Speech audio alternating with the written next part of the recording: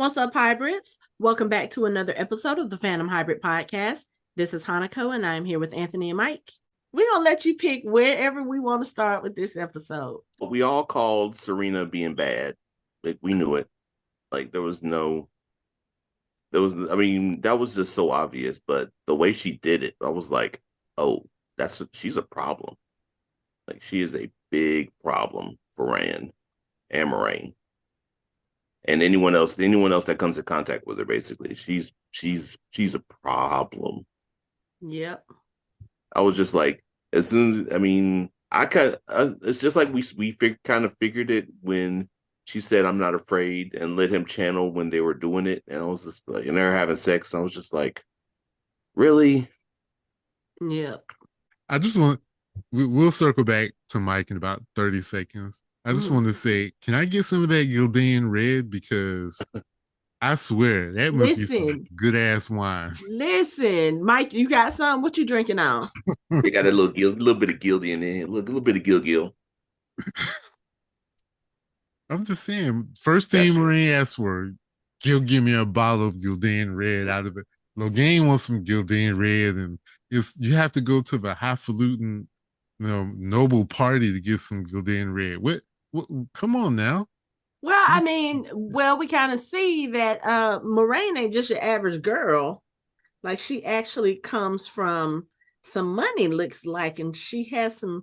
Well, her family, let me say, her family has some standing in the city. Her sister made that very, very clear in this episode. Well, the way that her sister sounded, it was like we had something, then the uncle screwed it all up. We had nothing. Then you abandoned us. The father died, and I'm picking up the pieces, and now I finally got us back to where we're supposed to be. Mm-hmm. But Yeah, it's messed up. Yeah. Yeah, it was interesting to find out that Lady Anvere, who was the person who was approaching Rand in the last episode at the party, that is Moraine's younger sister. Not even But just younger crazy. sister, little sister, like And by some years. yeah, because they show the portrait of her. They're at least, I don't know, 20 years apart. I don't know if I would say 20 years apart because Moraine did still look kind of young, but I would say at least 10. At least 10 to No, at 15, the yeah. minimum At 10. the minimum. 10 to The 15. minimum. Yeah. But she looked like a grown woman in that portrait, and her sister looked like a kid. Like No, if you look at the portrait a little closely, her face is almost like they took her face now and they kind of softened it and they made it have a little more youthful look because when I looked at her, I said, "Oh, she must have been a teenager then." Because of the way that they painted it. But either way it goes, she's very much older, but you can't tell it because of the power, the one power, and what it does. It slow, they say it slows down the aging. So she walks in, and her like I will say this: Lady Anvere didn't skip a beat. no. She just she went with the conversation. Moraine comes in. Hello, little sister. You look well. You look well too.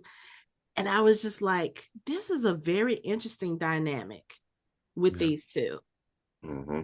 The side note is it's a pretty cool callback to season one when Moraine ran into Valden, and she was saying that she was a lady from a noble house, Mm-hmm. and she wasn't lying.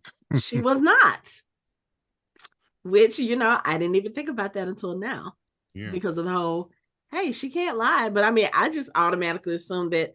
I mean, if you think about it, Tarvalon is also the White Tower is also an ancient house. So technically speaking, she wouldn't have been lying with that either. Yeah, she would have been because You think that would have been a lie so? Oh, okay. because she would have had to say that she was not Sadat, and that's not what she wanted to do. Hmm. Yeah. Yeah. So she told the truth. Okay.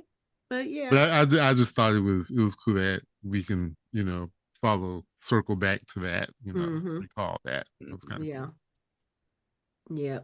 So I think it's very interesting what we find out in this episode with Moraine is that one, Moraine has been busy behind the scenes, even without her power. Yeah, to quote the great philosopher Anderson Paak, this bitch is doing all this bullshit behind the shit with Logain got me. I was just like, okay, she knew he was there. Okay, fine. She wants him.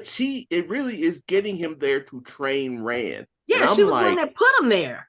yeah, I'm like, bitch, really? Yeah.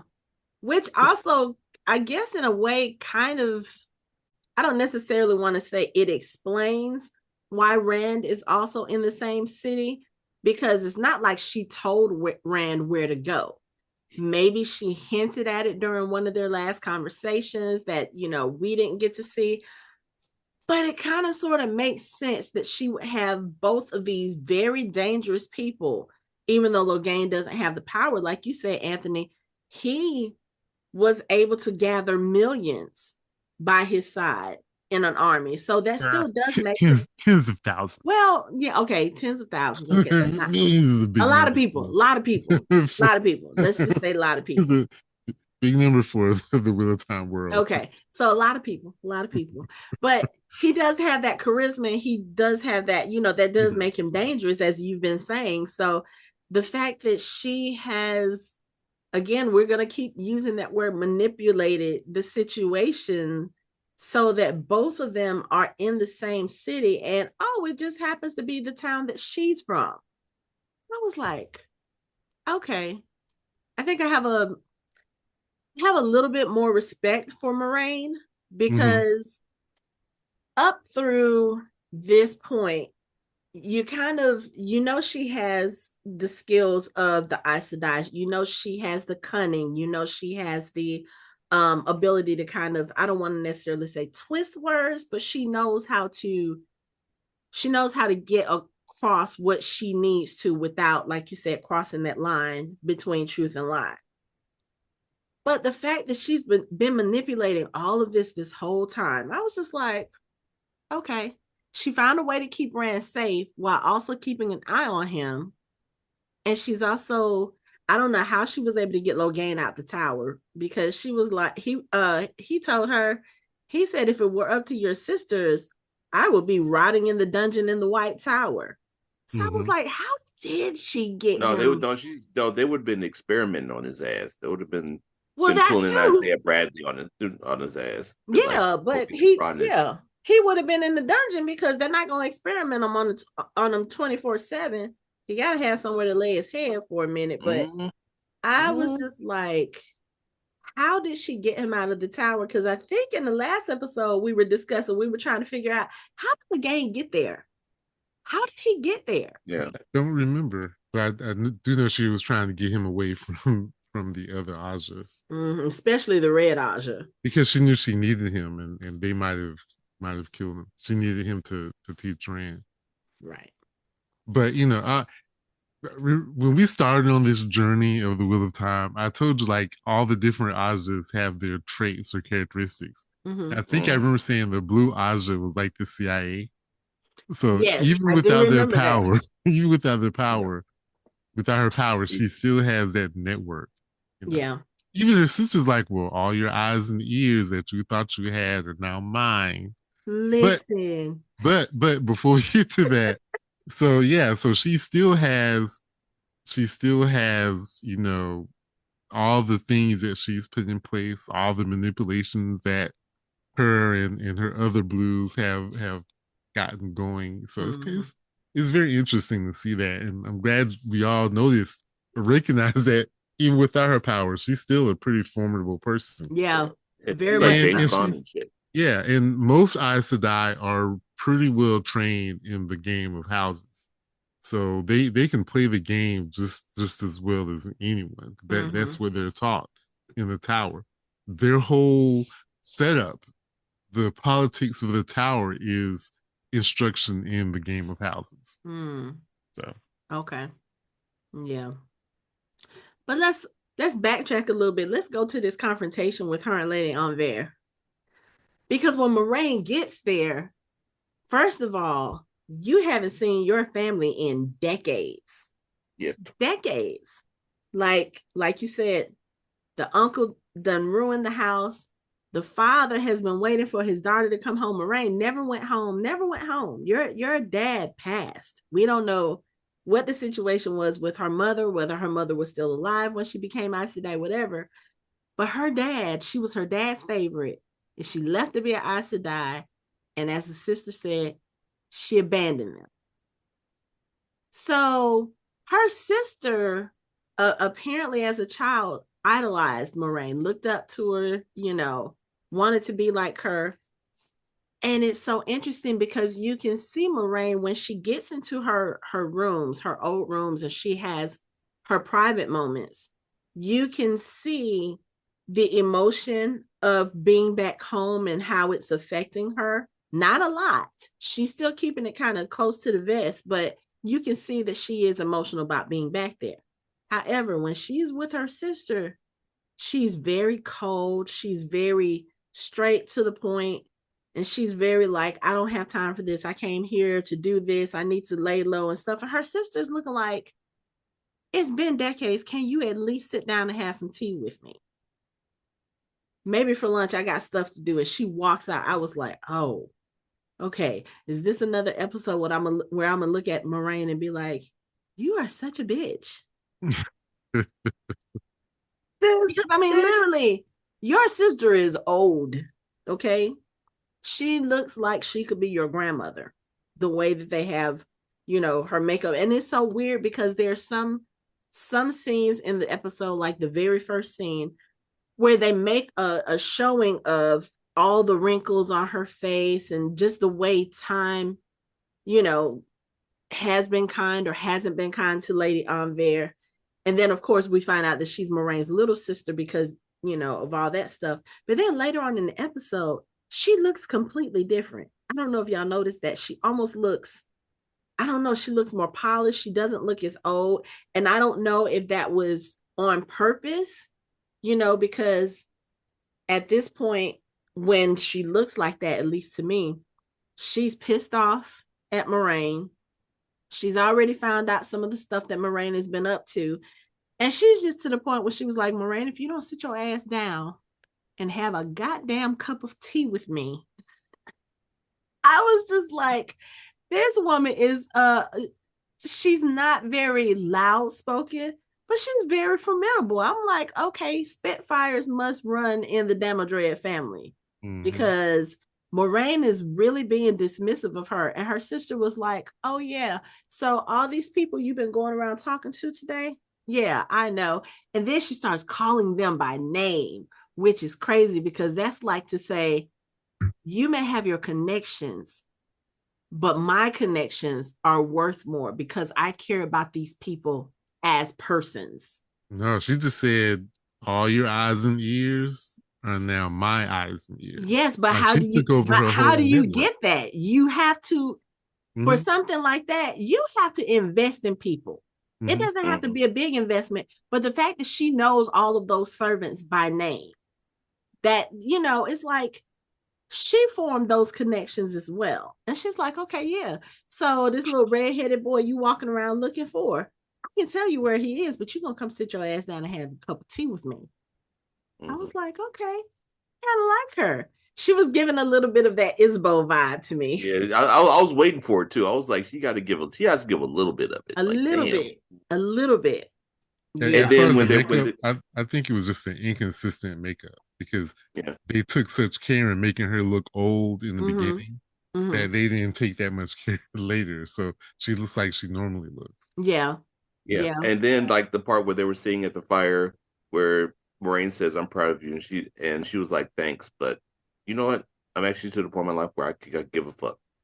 She's like, I really don't care what you think now. Like, I literally had to pull this family up by the bootstraps and put us where we needed to be, because I was thinking this at the beginning of the episode. I said, it must be nice to be able to wake up, get out the bed, fix your hair, put on your robe, just to go into your parlor and lounge and sit. And sip on some tea. Right. Like she's about to have the grapes over her head. I was like, okay, that must be a nice life. But she, you know what? She Oh, fought to have no. that life when her uncle betrayed them, her sister abandoned them, her father died. She said what she had to go to the neighbors to beg for food leftovers from parties. She was like, "You don't know what that's like." She was Mm-hmm. Yeah, like, "But she I earned it. do." And I brought this family back to where we're supposed to be. And now my son is about to marry the queen, and no one will spit on the name of House Damodre ever again. I was like, "You go, girl. Tell your sister, like, I don't need you in your Aes Sedai bullshit." Mm-hmm. She was Okay. like, "I did it." I was actually very impressed. I was too. I That was was like, awesome. I mean, she just like the. I think she was more proud that she could tell Moraine and show her that she did it without her help than actually doing it.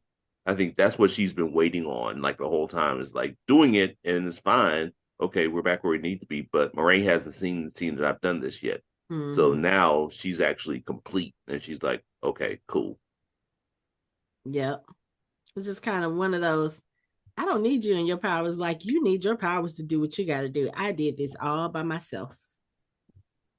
To see what the little folk don't realize about Aes Sedai is that the world is much bigger and there are things that are way more important Yeah. than worrying about the state of your house. Oh yeah. I Um, can. Yeah. so for Mm-hmm. Moraine, yeah, maybe it might dig her a little bit, but she knows that the work that she's doing, that she's involved in, is literally the fate of the entire universe. Yeah. You I know, mean, when you think about it, I mean, her sister's basically doing this for Moraine because her sister's getting ready going to die, and Moraine's going to be young for way longer than she's going to be alive. So it's like, okay, cool, and she's gonna come be like, yeah, I'm the sister. This is all mine if she wants Now, to. I don't think she can do that because Anver has a son. mm-hmm. So Oh, that it well, will most true, likely pass true. down to the son, Yeah, and like we don't know how many children she has, but I and, mean, um she could probably outlive the son too. I mean, it's well, like, and to be honest, Moraine didn't care about it. yeah, Like that and that was the that other thing I was that's gonna say. Yeah. that's not important to her. yeah, That's not yeah, what's true. important. Yeah. I wonder if she'll care now that she sees that her. Oh, you got attitude. Oh, okay. No, I'm No, No, good. because I again, think she Moraine has is respect for her sister. Like, she No, does. I was just fucking around. I know Oh, okay. I I was mean, about to say she's no, she showed in this episode that she was impressed and that she showed that she still loved her sister and that she was proud of her. So, yeah. yeah, I saw you. She made that clear. yeah. Yeah. But I don't think Moraine. I don't think those digs at her or her sister. Her sister's trying to make her feel bad. She's trying to make her Mm-hmm. feel guilty, Yeah. and that's going to be very hard to do to Moraine. Yeah. Like she has done some things in her life. She has hurt people, manipulated people. She's done a lot of bad, terrible things in her life, Yeah. and her Aes Sedai have done bad, terrible things. And she's killed thousands of Trollocs. She doesn't having tea with her sister is at the bottom of the priority list Yeah. for her. You know, Yeah. But and still, this it's kind of like I I understand you have the world to save or whatever it is that you're trying to do, but still, in the grand scheme of things, her sister's life is fleeting. Hers is not. A cup of tea is not going to hurt you. no, it's not. And Right. it shouldn't take your sister having to barter for information or having to say, "Hey, I have the information you're looking for, but I'm not going to give it to you unless you sit down and have tea with me." It shouldn't take all of that, you know. Um, But that's the but difference between the blues and the greens, because the yeah, greens they'll take time out their day for a lot of things. yeah. Yeah, a lot of A We lot gonna of get to that things. in a minute. But yeah. I think the other thing too is that with on there god damn it, I my that thought just flew straight out my head. What was I about to We got say? distracted by thinking about being the green. Uh-huh. Thinking about Oh, getting in. but no, what I was gonna say was I think too the thing with Lady Anvere, going back to something you said a few minutes ago, Anthony, like Moraine, when she's thinking about her life and the things that she needs to do, she has to think about how her actions will affect the entire world based on what she does. Her sister doesn't have that she doesn't have that responsibility. She probably has never even been outside of that part of their country. So I think it is just more so she doesn't understand Moraine's world, just like Moraine doesn't understand her world, Mm-hmm. and I think again, we talk about this all the time. And Anthony, you mentioned this a lot about how a lot of people don't like the Aes Sedai. Mm-hmm. And that could be very much how Anvere feels as well, because especially if you are this young child and you have this older sister that you idolize, that you love more than anything, and she becomes a part of this group and she just abandons you. Yeah, she probably has some unresolved feelings about the Aes Sedai and all of that. So I mean, I don't mind her being upset. I didn't mind the verbal exchange and the little light verbal lashing she gave her sister, because again, Moraine has been getting on my nerves for the last few episodes. So I kind of feel like she deserved that lashing. And Yeah. maybe she might have a little bit more consideration for people.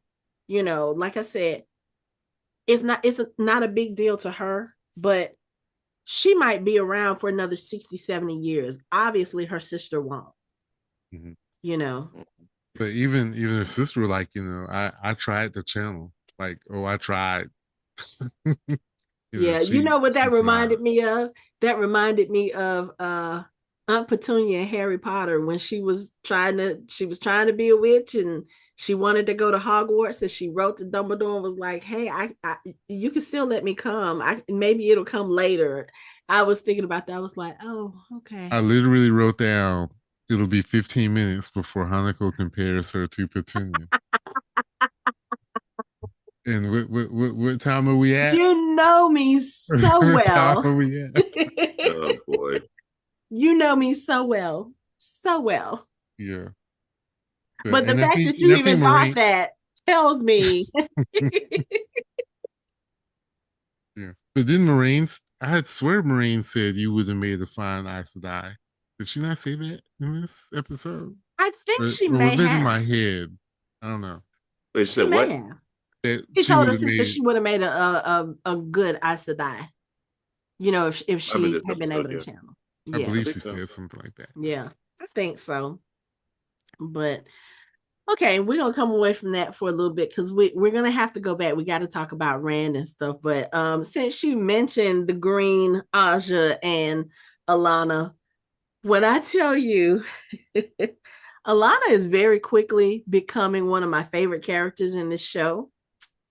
Mm. Not just because of her freedom to express herself the way she wants to express herself, and the way she basically can live her life the way she wants to live it. Like, even her family is there teasing her about the men. They were like, oh, it's been a while since you brought another man home. We thought you were slowing down in your old age. Like, It's the so where does the third one go? Where's the third one go? I Damn. was like, Lan's like, yo, did they really ask that?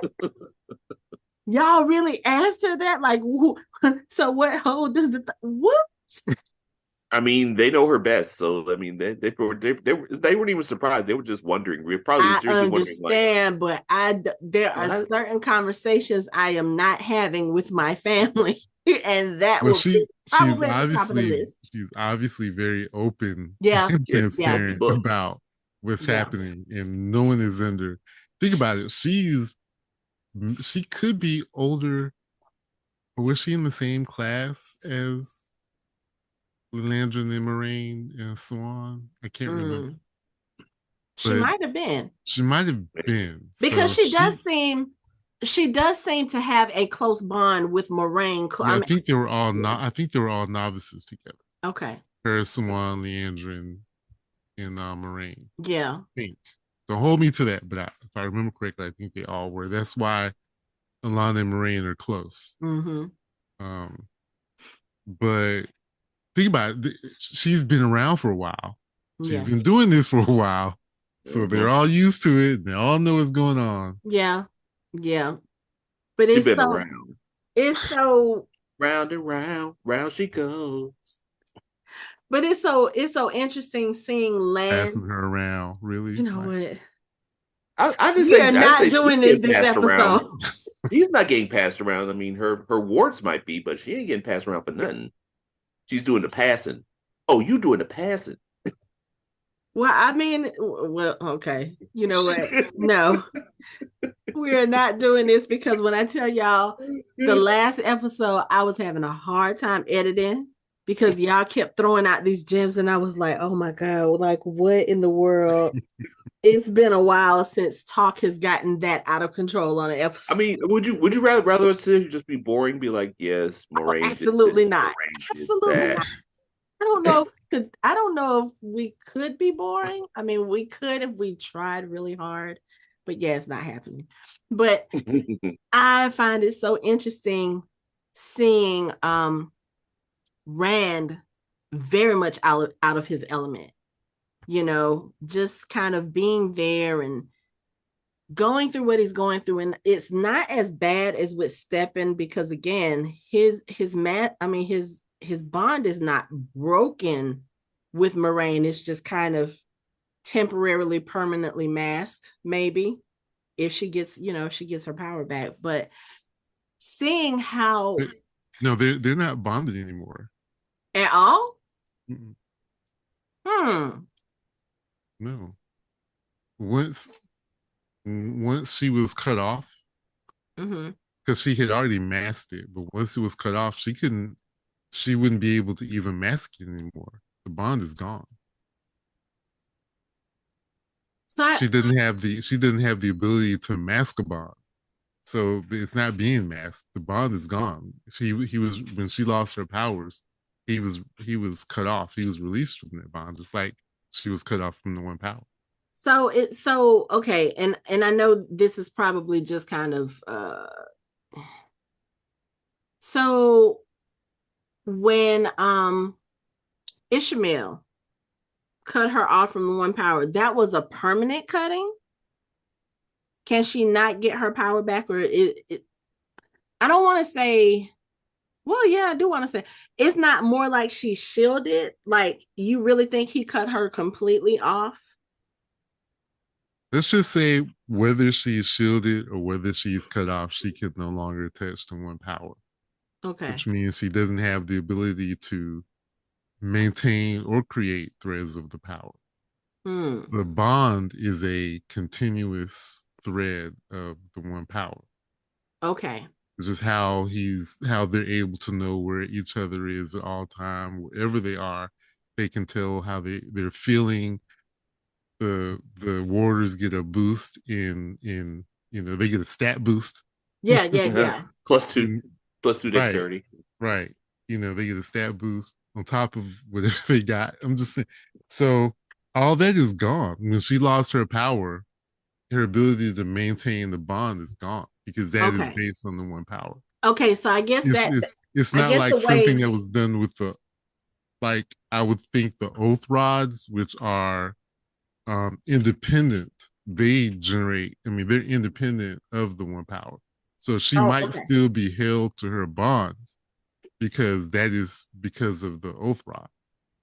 Okay. Okay. So okay, that helps me understand a little bit better because I don't think I was thinking of their bond as like literally having the threads connecting them. I don't think I was thinking of it in that sense. Yeah.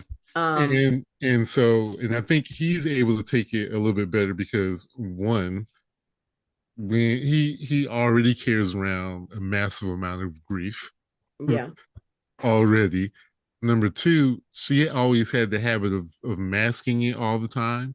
Mm-hmm. So he's used to it not being active. Yeah, and that's what he was saying in Yeah. the episode. So that's I guess that's probably why I was kind of thinking like, well, maybe it's not completely broken. Maybe it's just kind of I don't know, in limbo and hiding or whatever because of what he did to her. But okay, the way you just explained it kind of makes me understand it a little bit better, because there's still, even though we're like halfway through the second season, there's still a lot being a non-book reader that I don't really Yeah, understand about the way it works in this they're world. slowly giving you little bits and pieces, like the whole conversation with him and Maksim that Mm-hmm. was trying to give you a little bit of to help you kind of understand how it Okay. works. Yeah.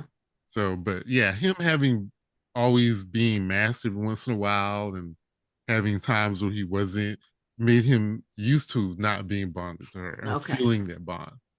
And again, he already, I know it's hard to try to compare him to the bookland, but he already carries around a lot of emotional weight about Oh what happened yeah. to his people. Absolutely. Yeah. Like Yeah. he's already having to manage that. Okay. Losing the bond to her is sometimes might pale a little bit. Okay. Like it was helping him deal with it, but he was already carrying it around for most Mm-hmm. of his life anyway. Okay. Yeah. Okay. But But I I like how she just walked up on him with his, she has no couth whatsoever. none. No, She's just man. like, okay, you over here peeing. Okay, so let's have this conversation. Like, can the man get a little privacy? Can he shake it off first before you No, just go man. into a full serious It, conversation? it it ain't none that she ain't seen hundreds of like in her years of existence. She don't care. Why was my first thought he didn't wash his hands? But yeah, whatever.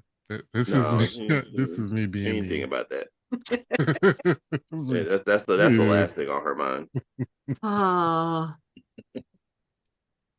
okay. I'm saying. But yeah, again, she is becoming one of my favorite characters because even though she's very headstrong, she's very forthcoming, she's very straight to the point, she doesn't pull punches, she doesn't sugarcoat anything. She still has a way when she's speaking to someone of being all of that, but still being gentle and not, not being so harsh, because they could all be looking at Lan like, okay, you need to just, suck it up, get over it. I mean, she's even trying to prod him a little bit towards Nynaeve, like, so when I left, Nynaeve was about to go through the arches, so that means she's going to be a sister soon. She's going to need a warder. And it's almost like for a split second, you could see a little bit of happiness with with Lan's face.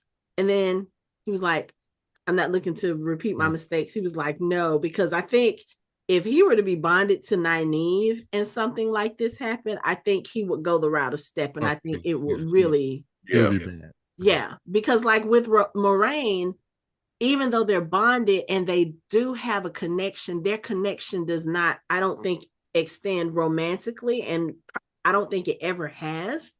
Mm-hmm. But the fact that he has been intimate with Nynaeve, we know how he feels about her. And obviously, we know how she feels about him, given what she went through in the arches. Yeah, I think something like that, I don't know if he would survive something like that. I think going back to what you said about Alanna being your favorite character, she is my favorite character for various reasons. I just Mm-hmm. know I can't really focus and concentrate when she's on the screen. Kind of like Inez in Shadow and She Bone. is gorgeous. I will say She that. is She absolutely She is. is gorgeous. gorgeous. And so I have to let me go back. I kind of missed what she was saying. I wasn't really paying attention, you Yeah. know. Yeah. Um, so yeah, Which is she's crazy absolutely because, beautiful. yeah, but that's also, I mean, the way she is with just in her everyday existence on the show. Because if you like right now, season 3 is about, maybe, I think, 2 weeks away from starting. No, next week. Now, I think it starts next I weekend. think it starts this week. Wait, what is it's the 10th. Yes, it does start this weekend. So there have already been trailers and kind of teasers about the new season. And there's one particular clip that has come out, and it's of the women in the Aes Sedai kind of going into the tower. I don't think us saying any of this is kind of spoilery or anything, but she is walking down the hallway and there's like the blues and there's the yellows, and like you get to see Aja from pretty much all of the little groups, and they all literally turn and look at her. Some of them are looking at her with respect, some of them are looking at her like, who does she think she is? But when she walks in the room, people fucking pay attention. Mm-hmm. And that, again, that's something else that I love about her character, because none of that affects her. She could easily be the type of person who knows she's getting that attention and she kind of flaunts it, or she makes a show of it. We only see her do that every once in a while, when she had the conversation with Egwene and she was really trying to kind of knock her off her balance. When she was having the conversation with Sheriam Sadai, it was just little bitty things that she does. Like she was sitting forward, and when Sheriam Sadai started talking, she leaned back and she crossed her legs, and it was just the smoothness of the motion and the way she did it. And she put her hand out, and Ihvon was giving her drink, and she was just sitting there. I was just like, everything about this character, like I really really hope she doesn't end up becoming a bad character, because everything about this character, I'm just like, I fucking love her. And every time she moves, it's like she's dancing. Yes. It's amazing. Yes. Yeah. Just everything about her. Like I don't know where y'all found, or how y'all determined she would be the perfect person to play this character, but my goodness, chef's kiss to the fucking casting team, because wow. Wow. But anyway, getting off that little soapbox. So yeah, um just seeing her in her element with her family, just kind of seeing a different side to her, being a little bit more relaxed, a little bit more loose, a little bit more humorous. And then you kind of see a little bit more of the personalities of Maksim and Ihvon as well, because Maksim is the one who's very, I feel like he's very, what's the, I think he understands Lan a little bit more, because if you listen to the way that he describes his relationship with Ihvon and Alanna, he's the one that's the third man out. He's the odd man out, because even what he said a couple episodes ago, he fell in love with Ihvon. Ihvon fell in love with Alanna, and I don't know in which order that happened, but you could tell even in that episode that he feels kind of like the third wheel, so to speak, in that whole Aes Sedai water relationship. But you feel it even more in this one, because he talks to Lan about the fact that when they first got together, it was tense, and she decided that she was going to mask her bond with him, probably because she couldn't, I don't know, maybe he had some jealousy over her and Ihvon, and she was just like, look, there's only so much I can take, you getting on my nerves, and I'm about to mask this bond. So that had me thinking. I was like, so does that mean that his bond with her is completely masked, except for when they're in battle? I think he said something about that.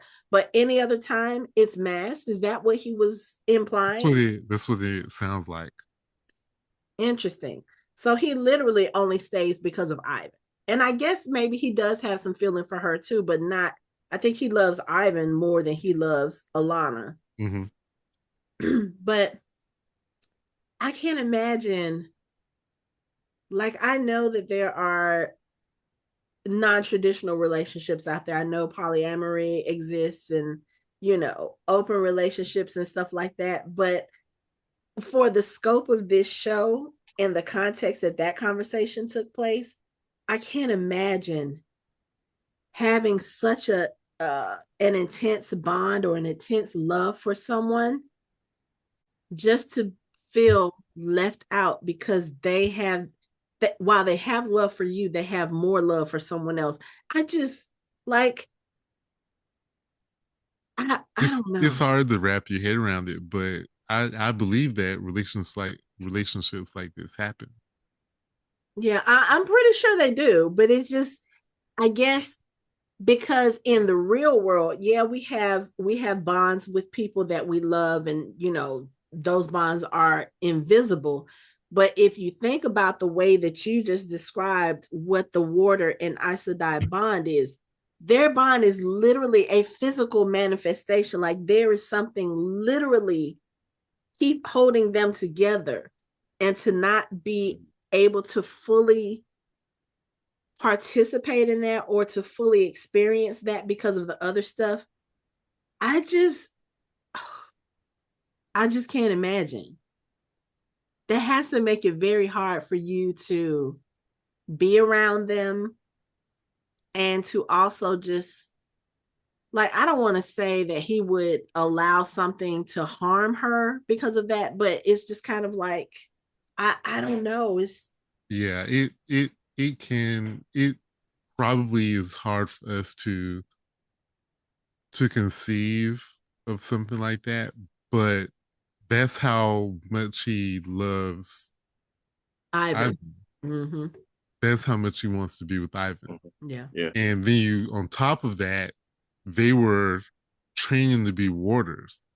So if you're going to be a warder of an Aes Sedai, you might as well do it with the person that you're in love with. Yeah. Otherwise be somewhere else and be heartbroken, where you can at least, I Ensure don't their know, safety. right? Like Yeah. it keeps bouncing around in my head. This is why I hate Hamilton. So that line where Angelica says, "At least I'll have his eyes in my life." Yeah. It, and I can't get that out of my head when I see them now. Because Mm-hmm. now I think about that was a sacrifice he's making, because that's how much he wants to be with Ivan. Yeah. And if this is how he can be with Ivan, this is what he will take. Yeah. So he's willing to endure all the other stuff Yeah. because that's the Yeah. person that he wants to be with. Yeah.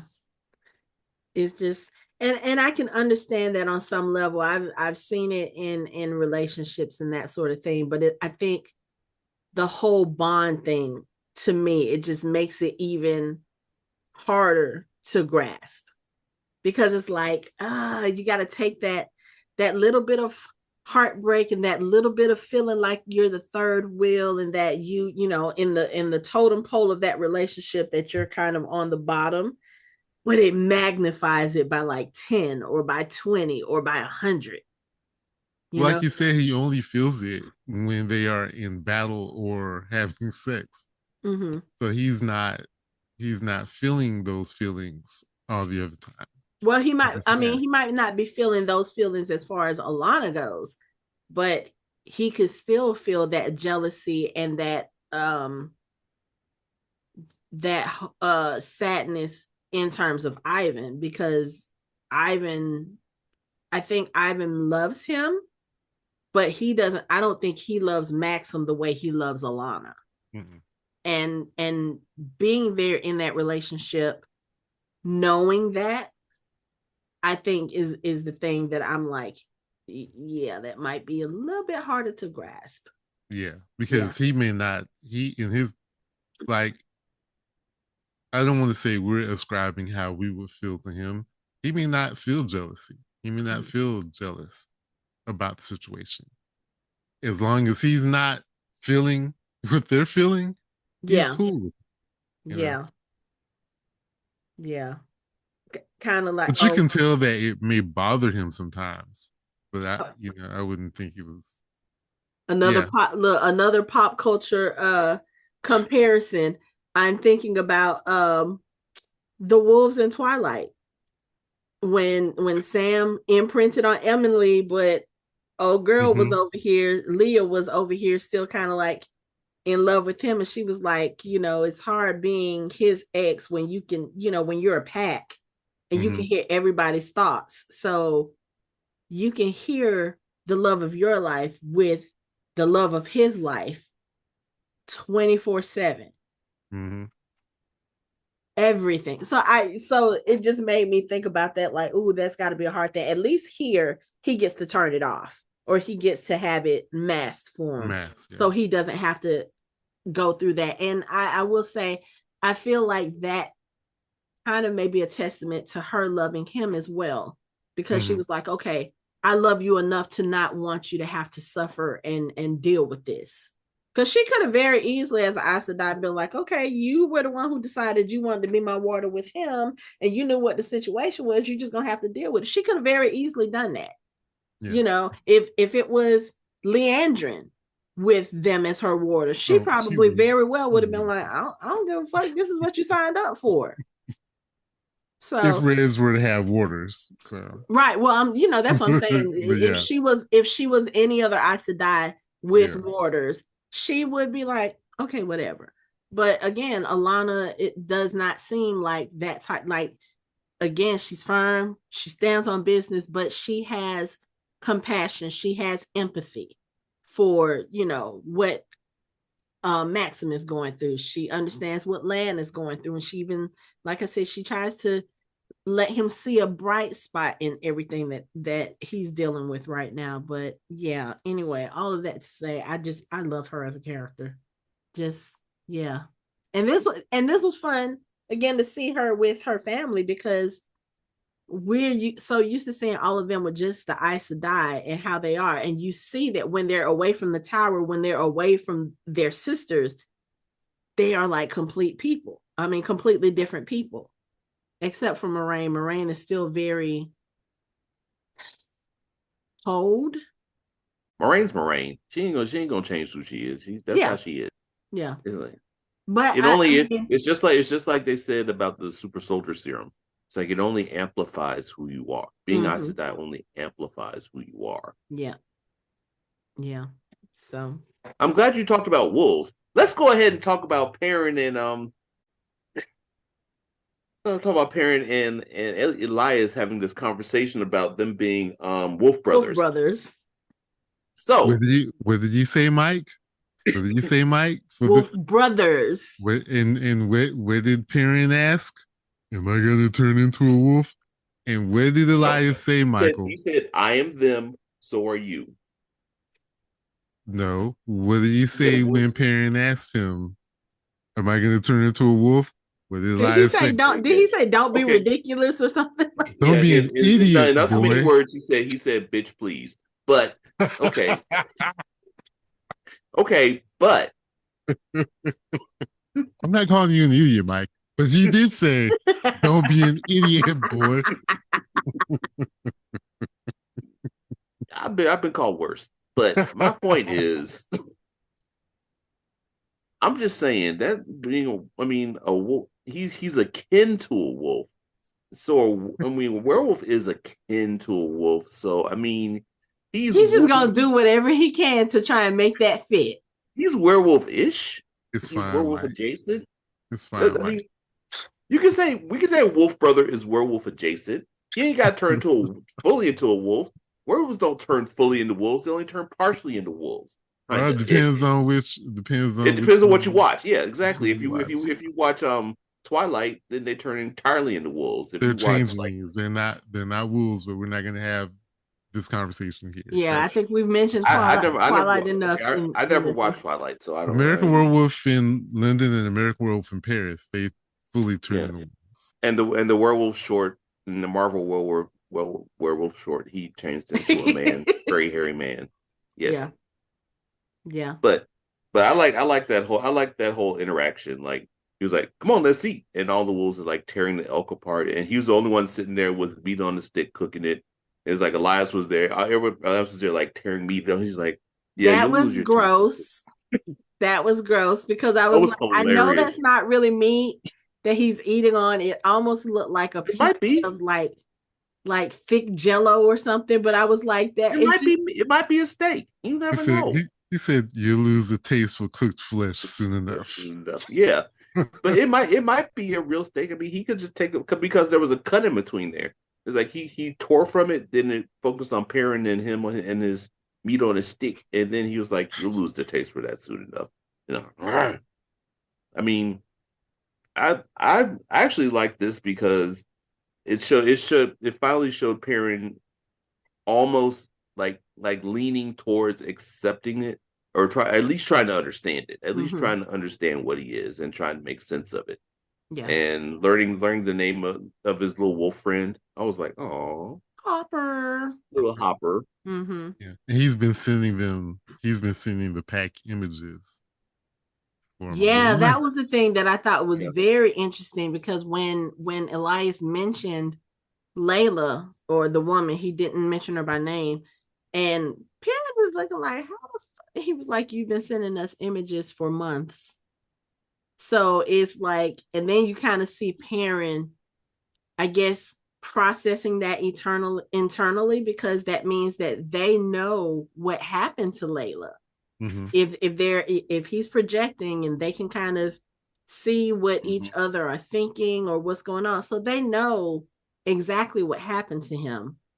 And I just think at that point Perrin was probably like, okay, at this point I can't do anything but lean in because Right. like literally this man is laying out for you all of this stuff. Like he basically tells Perrin, yeah, that was me that saved you and that girl when you were on the trail in the first season.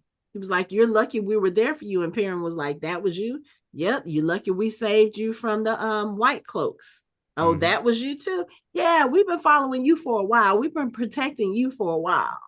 So Mm-hmm. at this point, I feel like Perrin almost has to be like, okay, you know what? Let me stop ignoring this. Let me try to figure out what this is. Because one, you not knowing what it is and you trying to ignore what you think might be happening, you're causing yourself to be distracted because you're Mm-hmm. not focused. You're too worried about this stuff over here when you should be worried about this stuff over here.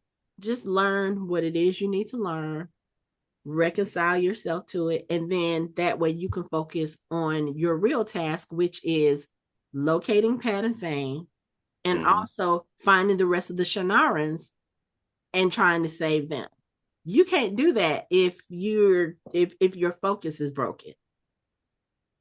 So I'm glad they had that conversation too, because now he can literally start thinking, okay, this is what this is.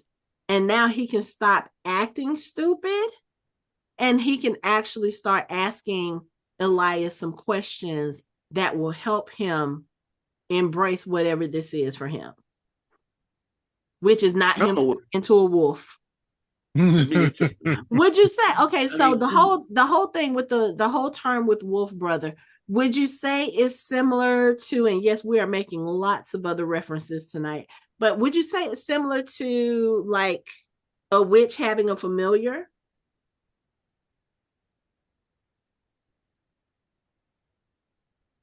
It's Or interesting.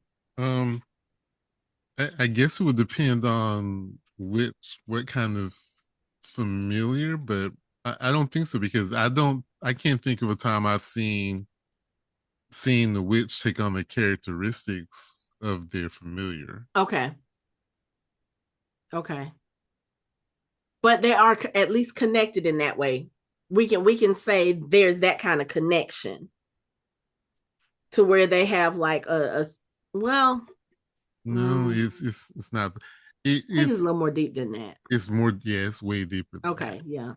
Because I was gonna say it's not just with witches and familiars. It's usually one witch to one familiar, and with this, he's connected to the entire pack. It So is it's a little different.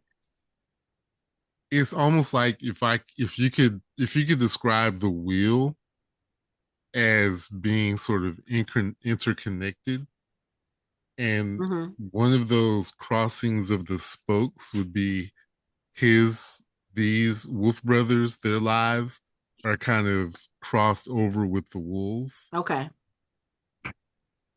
Does that make sense? Yes. Sort of, yeah, yeah. It would be like that. Like the way the wheel works, it has their lives sort of intertwined with the wolf pack. Okay. Right. And Okay. so I don't want to say the wheel doesn't know that they're not. It just gives them their traits and characteristics, and it's like, oh yeah, you're human, but you're a wolf, but you're not a werewolf, Mike. Mm. Right, but you're still a human and No, no. You're a human with wolf. wolf Wolf. tendencies. Just say Stop, wolf Mike. brother. No, just Like just stop. wolf brother. Just stop. You're a wolf brother. Just You're a stop. wolf brother. Yeah. Okay. Okay, But but yeah, Perrin is embracing, he's starting to embrace what he is. why is everybody from the Two Rivers hard headed as fuck? What's in that damn water? Like damn, like everybody's Oh, hard headed. you don't remember? Like that's in their DNA. I guess everybody's Manetheren. hard. The Everybody's hard legend of headed Manetheren. That's until it's in their Oh, DNA. That's yeah. just who they are. Yeah. That's embedded in that people. Yeah. it's like they got to be broken all the way. They got to be broken down until they start like trying to figure shit out or start trying to see things. I'm like, damn. Well, I mean, All I'm gonna say is the people of Manetheren are a problem, and they're a problem for the Dark Friends. They're a problem for the Shan-Chan. They are a problem, okay, good. We need to and see a and little Manetheren. bit of Rand that. and Rand needs them. Okay. Yeah. Wait, who? Rand. Rand, No, who? What people? The The Manetheren? Manetheren. the You remember from the Manetheren, first season when they were talking about the king and the queen in the first war or the last the war, how whatever they call it. Oh. You Okay. remember the Yeah, king yeah, yeah. king went to battle and the queen was left behind and she was the one who actually like saved them because of her absorbing all of the one power and yeah, that Yeah, I and think I will remember push that. me Yeah, out. Mhm. yeah. yeah. But I also too I was going to say Mike, as far as them being stubborn, I wouldn't necessarily call it stubbornness. I mean, if you think about it, they all grew up in this really really small town, kind of cut off from everybody else. They never really left the town. So, it's not like they have a vast knowledge of all the things in the world.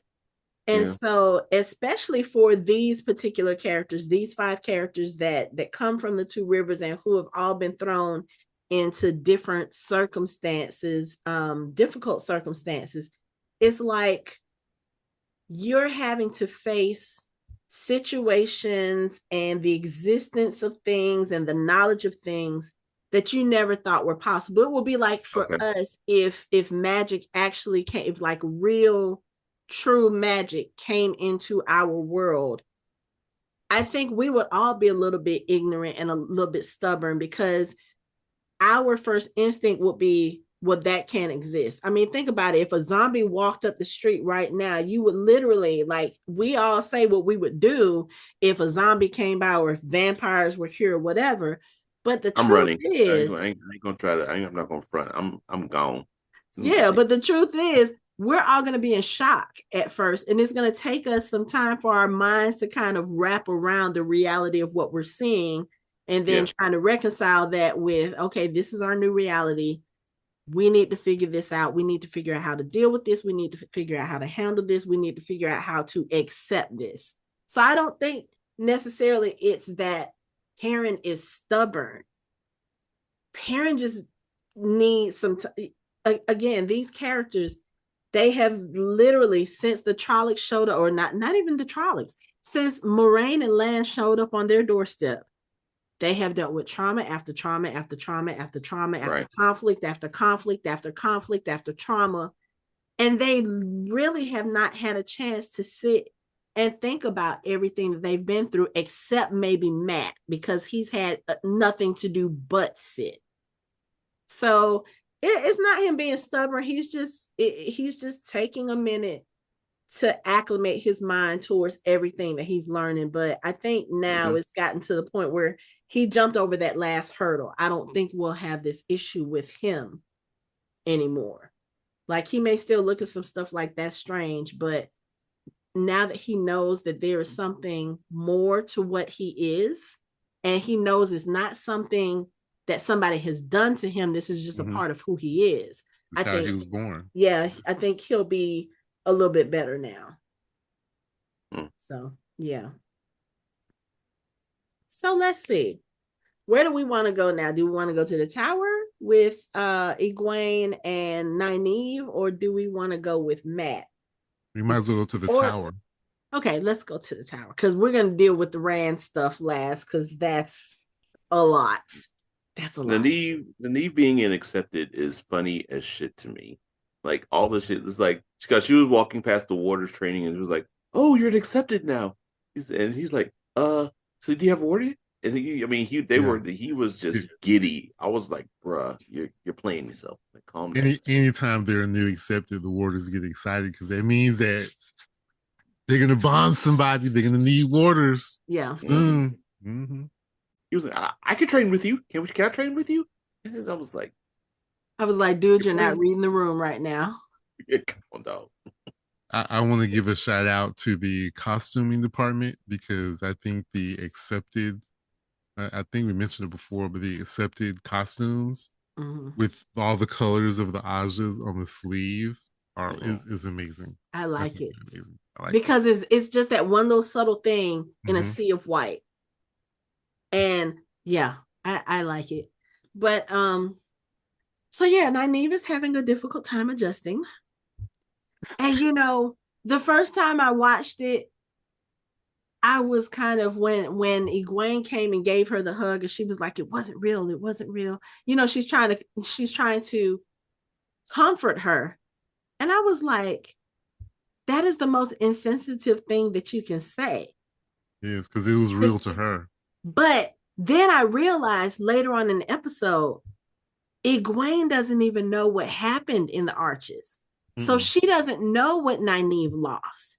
And I was like, okay, I think if she had known that there was an actual family, that there was a child, that there was That she because spent years yeah, I there. think if she knew that, she would react differently. But she's expecting Nynaeve to come out of that and be like, okay, it wasn't real. I can, whatever it was that happened to me in there, it's not real. I can get over it.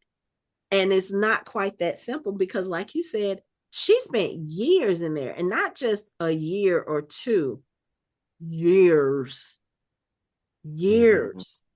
And then came through the Arches cradling her child to lose her. And Egwene didn't see that because she was asleep. So when she finally does see Nynaeve, Nynaeve is already on her knees. She's already screaming. She has no way of knowing what this woman just went through. And I just I felt a little bit in this episode like when she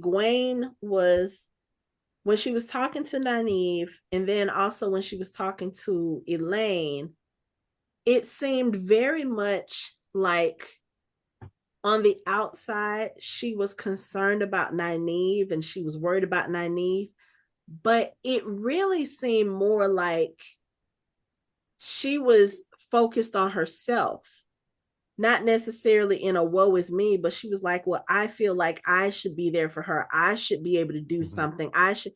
And as much as Elaine is still kind of, she's kind of in the middle for me. I like the fact that she kind of gently told Egwene, basically, she was like, this ain't about you. You're making it about you and what you need to do and how you are feeling about how you can't help her. Just be there for her. And I'm just sitting there like, is this grief about to get worse? Is it going to be worse? Probably. Always gets worse before it gets better. Yeah. And on top of all that, because she gets the letter or Leandrin finds out, she That finds out earlier.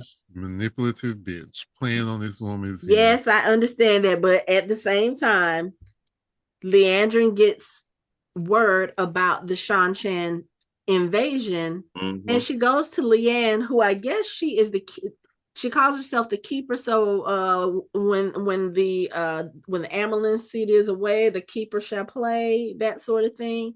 She's in charge of the White Tower when the Amelin seat is not there. she speaks for the Armelin seat when the Okay. Armelin seat is not there. Yes, Yeah. but Okay. every Armelin seat has a keeper. She's the person that makes sure she's okay. She makes sure all the meetings run. She's like the parliamentarian. Okay. It's like, you know, She's the Grand Vizier. She's the Jafar of the show. I Just wouldn't go not that as far, but evil. yeah. Just not as evil. Just not evil. But yeah, so she goes to Leanne and she was like, "So have you heard about this invasion?" "Yeah, we've heard about it." "You haven't sent any sisters?" "Like, I haven't been told anything." And Leanne turns around and looks at her like, why do you think I should tell you anything? Which is valid. Fair. If she's literally the right hand of the Amerlin seat, Leandrin is just the Aes Sedai. Why should she have to explain anything to you? But Leandrin does take that, and she ends up going to Nynaeve, and she was like, "Hey, I just found out this information. There's this invasion in the West, and one of the mentions of the prisoners that they've taken is they took a group of Shinarans who were traveling with a blacksmith and an Ogier." Mm-hmm. And immediately she's like, "Oh, okay, that's Perrin. Bet I'm gonna go do something about this." You know, she goes to Egwene to let her know, "Hey, Perrin's in trouble. I'm about to leave the tower. I know you can't leave because you're a novice." And Egwene had to tell her, hold up. I know we've had our wires crossed here in the 6 months that we've been here, but let me get you to understand something. Being an Aes Sedai is only important to me because I feel like I failed Rand and I failed you all. If Perrin is in trouble, I wish you would try to leave me. Basically, that was the gist of it. So they get ready to leave. They go through the secret passageway that Nynaeve found when Leandrin was going to visit her son. And here comes fucking Elaine. I was like, she's about to get them in trouble. Of course she is. In trouble. But it wasn't really her fault. Leandrin, like Anthony said, manipulative little bitch. She basically set a trap. Now, to what end, I don't know. But yeah, she looks at Elaine and she was like, "Yeah, you're about to be a complication." And then she blasts all three of them, knocks them out. So I was like, what is she about to do now? Man, this show is tripping. Every time they give Leandra in a scene where you're like, like the scene where Nynaeve is sitting in front of the arches and she's talking to her and stuff like that. You're like, okay, yeah, maybe Like, she she's might be okay. kind of sort of a decent person. Kind of, And then here she comes. Here she comes with this bullshit. Evil. I keep telling y'all she's evil. No, we no understand sympathy that. for this woman. And we're not saying all. that we have any sympathy for her. But what we're saying is they really are trying to play her on both sides. Like, they're giving her just enough empathy to be like, oh, okay, she might kind of, sort of, maybe just a little. And then they yank that shit away. Right. Like, in a huge way. The message Mm-hmm. they're sending you is everything she does is a manipulation. Yeah. Everything. If you even like I watching the episode where Nynaeve followed her to to where her son was, I'm not certain she didn't know she was following her. Right. This woman has taken great care in keeping this secret from everybody. For and years. She's gonna let this person follow her? Come on. Yeah. Come on, son. Yeah. I can see that. That does, yeah. But and she really could have been doing that to test Nynaeve's mettle. Be like, okay, let's see what she's gonna do. Is she really worthy of me putting her up for the arches right now? So yeah, I can totally see that. But nothing she has done in this show has led to anything good happening to anybody. No. Everything she has done in the show has been a manipulation. Right. Everything. Right. But it's kind of like, so it makes you question, like, why would you? And maybe it's just the fact that she had Elaine and Egwene with her. But it's kind of like, why would you go to Nynaeve, tell her about this, knowing that she is not going to sit there and let Perrin stay in trouble, especially now that she's accepted and she doesn't have to stay in the tower. She doesn't have to get permission to leave the tower. So it's like, why would you go and tell her that just to turn around and knock her out? And again, she might have we don't know what her motives are. She might have just done that because Egwene and Elaine was with her.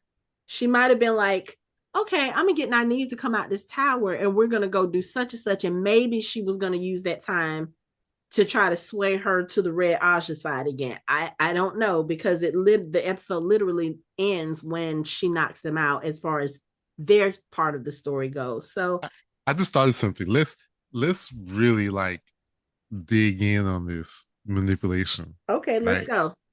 So first, I just said it and I didn't think about it, but she did allow Nynaeve to follow her because it showed Nynaeve a way out of the tower. Okay. So Okay. she manipulated her now that she has gotten her to this point where she uses this to get her to, she knows exactly where she's going to go because she knows how to get out of the tower. Yeah. She knows that she's going to tell Egwene and they're both going to be leaving. Yeah. And she knows exactly where they're going. Elaine was the complication. Okay. She didn't know about Elaine. But if you track it all the way back, it really seems like she's been setting her up for this the whole time. She lured her in, get her to trust her. Everything that she's done is to get Nynaeve to trust her. Mm. And Yeah. all she needed to do was push her at some point to leave. That could have been why she was keeping Matt. She was going to use Matt to get her to leave the tower. I know where Matt is. You know? Oh yeah, and then because she let Matt go as soon as Nynaeve didn't come back through the arches, like literally as She soon as didn't she need didn't him come back. anymore. Yeah. She's like, I don't care. Do whatever you want. Yeah. It just sent men with him to keep an eye on him. You know? Let's talk about men. Because For the record, I do not like what they're doing with her character, but I understand they're trying to. I realize before we get into it, I realize a lot of the stuff they've done is to make a lot of these characters um, have more depth.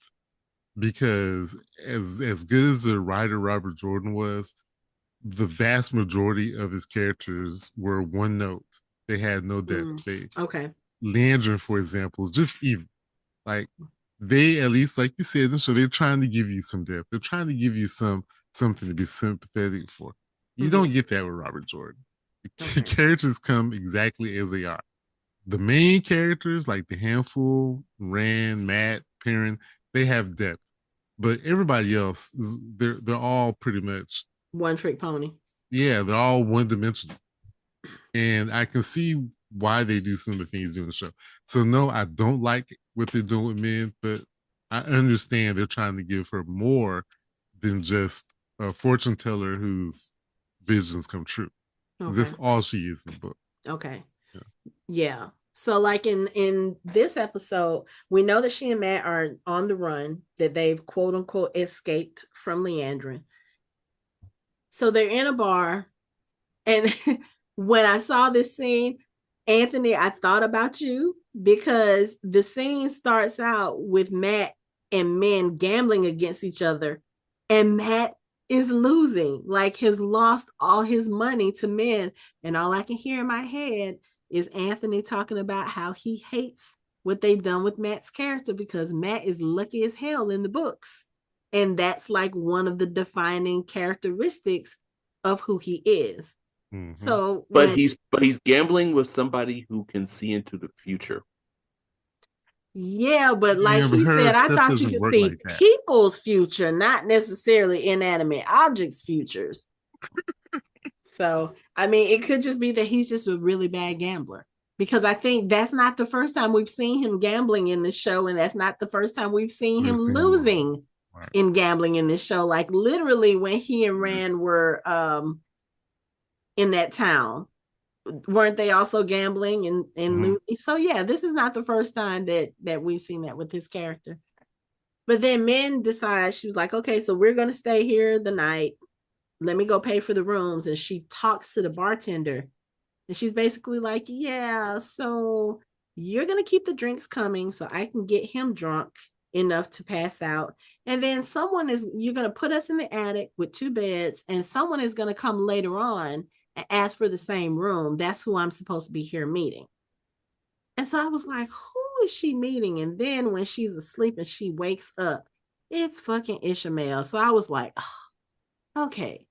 So is she a All the dark friend? duplicitous. I was like, is she a dark friend? That bitch. And then you figure out or you find out exactly what's going on with her. One, they got her because they told her, hey, if you just help us do this one thing, just bring this boy here, we'll help you get rid of your powers, because that's all she wants. The visions that she's having, if you notice, she's always envisioning someone's death or ill fortune. We haven't, any of the visions that we've been shown that she's had, they've always resulted in something bad. We've never seen her have a vision of something good. So this is a burden to her. And we also see that in her dream or her vision, reliving what her family did to her. They made her tell fortunes. And she's having to literally sit here day in and day out and tell people whatever it is she thinks they want to hear, but knowing the truth about what's going to happen to them. I wouldn't want that either. I don't want to see everybody's death. I don't need to be burdened with that knowledge. So yeah, if somebody comes to me and say, hey, we'll take this away from you, all you have to do is take this boy from here to here, I probably would do it too, without question. The problem is she didn't question. And now she's sitting across the table from a Forsaken who is basically telling her, this is what you're going to do. And when she says, I'm not going to help you hurt him, like, that wasn't what I agreed to. He's like, basically, you agreed to whatever the fuck I told you were going to do in order for me to take away your powers. And oh, by the way, no refunds. So even when she's like, I don't want to do this anymore, he's like, no, that's not how this works. And you could see on her face that she was like, oh, I'm fucked. So at that moment, I felt sorry for her, because I can understand what will put her in a position to say, hey, if he can take, if they can take this away from me, I'll do it. But of course, now that means Leandrin is probably working with the Forsaken, and I'm pretty sure Leandrin didn't communicate that back to her. So again, Leandrin with the manipulation, Leandrin with the half truths and the not quite lies. And now Min is stuck in a position where, I don't know, he tells her to take Matt to a city called Kyrian. And she was like, what's in Kyrian? He was like, none of your business. You just gonna do what I tell you to do. Do what I tell you to do. And now she's stuck. She has, like, I think she genuinely likes Matt as a person, not necessarily romantic, but she's like, this is a good person. He's a decent person. I don't want to hurt him, but now you have no choice. You've been manipulated into it. And I don't want to say she's a dark friend now, because I don't know exactly what the qualifications of becoming a dark friend are. Everybody's a bad guy in this. You're kind of in the you're kind of the dark friend intern right now. Yeah. Dark friend in training. DFIT, dark friend in training. Yeah. Man, everybody's a bad guy in this. I'm about sick of this shit. Like, every time you turn around, there's somebody doing some shady shit, and I'm just like, who am I rooting for? Like, well, I'm not rooting for.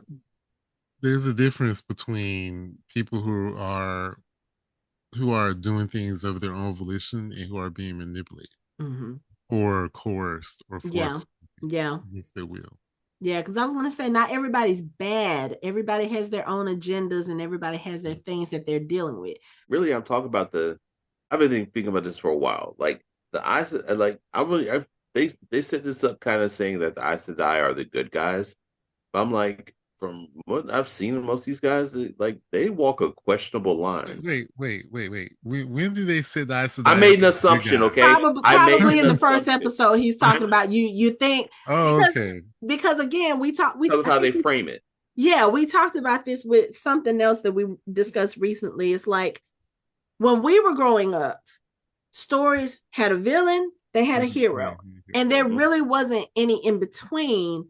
And now it's like, as we've gotten older, as we understand people's motivations more, we understand what manipulation is about, we understand that gray area, and we see that there really aren't flat out heroes flat out villains. Like, yeah, you may have one or two, but everybody is not like that. There's this kind of gray area where most people fall into, and it's not necessarily because they want to do evil or because they want to do good. It's usually their circumstances that drive them to go one way or the other. You know, oh, I'm going to help this bad person because this person is threatening my family. That doesn't make that person bad. That makes that person very conflicted.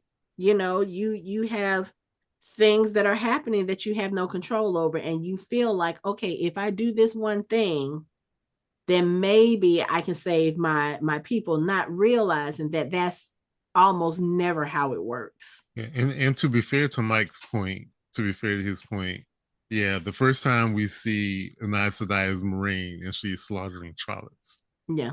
And you think, okay, she's good, you know, but then you meet Leandrin and the Reds and they're torturing this poor dude, you know. And it's kind of like, huh? But also too, they the way that they frame it in that first episode when we meet Leandrin, they're framing it about the men being you know, the men who can channel, them going mad, and oh, they're not supposed to do this, and they're really making it seem like the men who are doing that is evil. And what we learn is it's not necessarily that.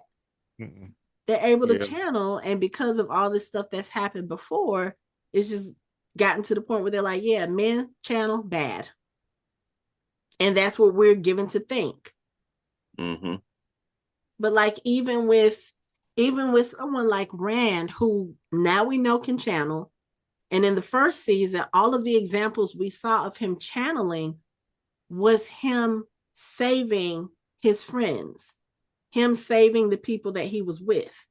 Now in this season, the times that we've seen him channeling, it's not necessarily all been good. He beat up that guy from the asylum. No, that was good. I'll give him that one. Beating him up was okay, but beating him up to the point of almost death because you couldn't control the one power, that's not good. That's not good. So we can transition into Rand now. Yeah, we can transition him, but like the fire that he started, that granted that wasn't something he did on purpose, but look at the damage it did. You know, so if anybody else was in that house, he could have hurt somebody. Now we do find out at the end of this episode that all of that stuff was, again, manipulation. Like, this is another drinking game. Every time somebody gets manipulated, every time we mention manipulate, we're gonna have to take a shot or something, because it's so prevalent with these characters and what they're going through or what they're putting people through. But man, like with Rand, I can't be doing all that. Yeah, the fire. He and Selene, they end up leaving the Foregate because he's feeling bad that he, you know, burned down her inn. This is her source of income. She talks about leaving. Oh, I'm going to go stay in a cabin in the mountains that my family used to own. Why don't you come with me? And at first he's not going to go. And then of course you see later on that he goes. And I was like, what is it about this woman that just kind of has him by the balls? Because I can see that she ain't right. And this is even before we saw the beginning of this episode where Ishmael was calling his servant Lanfear. As soon as she started getting up, I said, oh, that's Selene, right? That's Selene right there. I bet you that's who that bitch is. So even before we see her, we know she's not good. And I'm sitting here like, why can't Rand see it? But then he says one sentence towards the end of the episode after the Fade finds them, and he and he fights the Fade, and he uses the one power to kill it, and she figures out that he can channel and stuff. And she was like, why didn't you tell me what you were? And he said, you are the first woman who has seen me as a man. I didn't know how you would react. And I was like, oh, that actually does make sense. This is a young man. The only other person he's ever loved, he's literally loved since childhood. Mm-hmm. She's the first person who he's met who's looking at him not as Rand from the Two Rivers, not as Rand the possible dragon reborn, as whatever he has been. She's looking at him completely new. And this is What do you think? it's literally a novelty for him because he's never had that before. So I was like, okay, I can see now how she's able to manipulate him because he's just looking for acceptance. He's looking for love because the people that he loves, he doesn't have access to now.